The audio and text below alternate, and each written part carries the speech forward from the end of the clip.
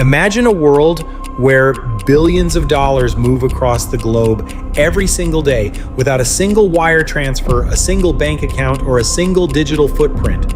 It's a ghost system, a financial shadow world that's been operating for over 1,000 years, and right now it is the secret engine powering the most dangerous criminal empires on earth. We're talking about Fei Qian, literally flying money.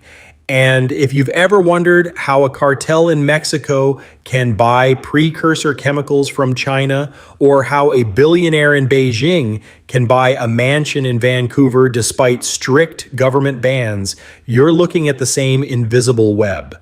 This isn't just some modern hacking trick. It's an ancient trust-based system born in the Tang Dynasty. Back then, merchants were tired of hauling heavy copper coins across bandit-ridden trails. So they invented a paper receipt system where you deposit money in one city and pick it up in another. The money never actually moved, only the debt did. Fast forward to today, and that same simple logic has become the ultimate loophole for global organized crime. Think about the sheer scale of the challenge for a modern criminal. If you're a drug lord in the United States, you have a massive problem. You have mountains of small denomination cash that you can't just walk into a bank with without triggering every alarm at the IRS and the DEA. Meanwhile, thousands of miles away in China, there's a wealthy businessman who wants to move his money out of the country to bypass government capital controls, but the state won't let him. This is where the modern mirror transaction comes in, and it is a masterpiece of illicit engineering. The two parties never meet. Instead, they use a broker, a middleman who manages two parallel ledgers. The businessman in China hands his local currency to the broker's contact in Guangzhou. Simultaneously, the broker's contact in Los Angeles hands an equivalent amount of dirty drug cash to the businessman's relative in the US. No currency ever crosses an ocean. No signals are sent through the SWIFT banking system. On paper, nothing happened. The money simply flew from one side of the world to the other by staying exactly where it was. But eventually, these brokers have to settle the score. If the broker in the US keeps handing out cash, his tank runs dry, while the broker in China is sitting on a mountain of local currency. To fix this imbalance, they turn to the one thing that moves more than money: global trade. This is where it gets incredibly crafty. They use legitimate businesses selling anything from kitchen blenders to high-end electronics, and they manipulate the invoices. If a shipment of refrigerators is worth $1 million, they might invoice it for $2 million. That extra million is the settlement flowing back through the veins of legal commerce, hidden in plain sight among the millions of shipping containers crisscrossing the sea. It is a shell game played on a planetary scale, and because it looks like a standard business transaction for household appliances, it is almost impossible for customs agents to flag. The most chilling part of this system is how it fuses seemingly unrelated crimes into a single, terrifying supply chain. Take the cocaine of the sea, the Totawaba fish.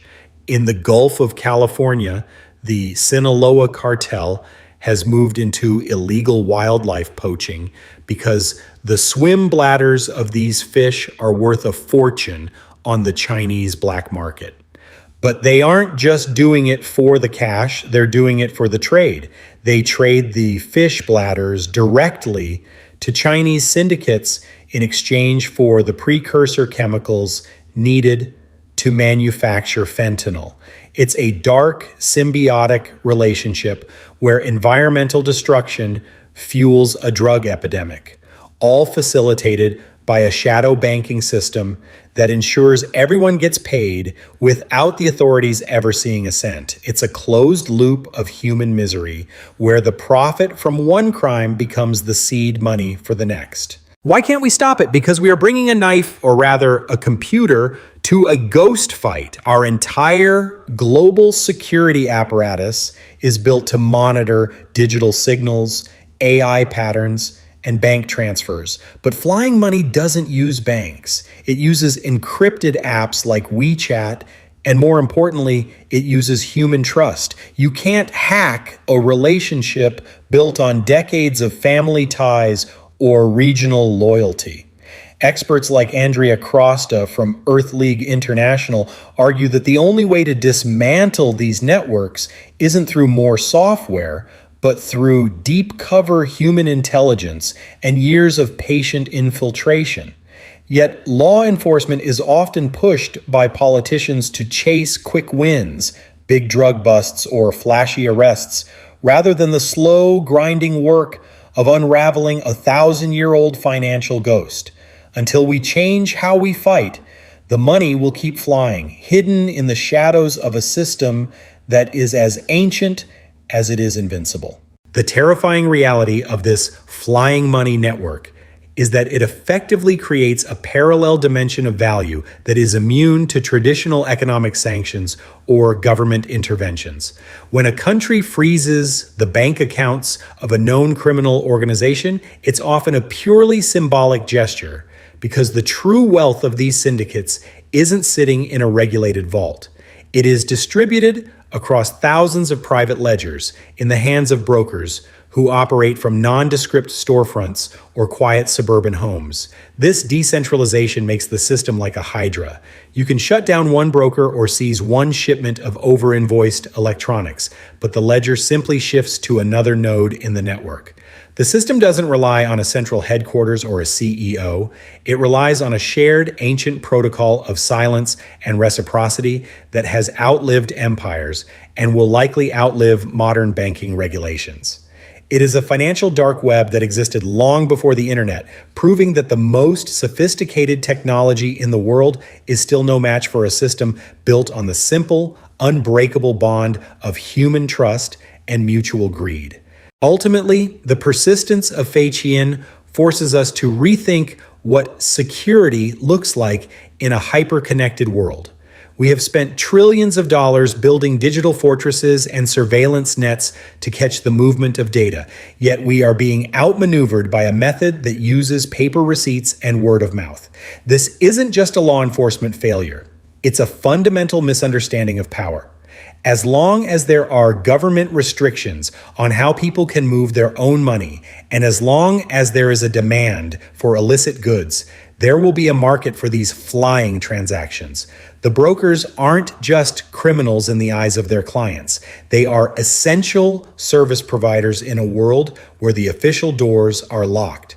To truly confront this, we would have to look past the gadgets and the algorithms and address the massive global imbalances of trade and policy that make a shadow system more efficient and reliable than the one we see on our banking apps every day.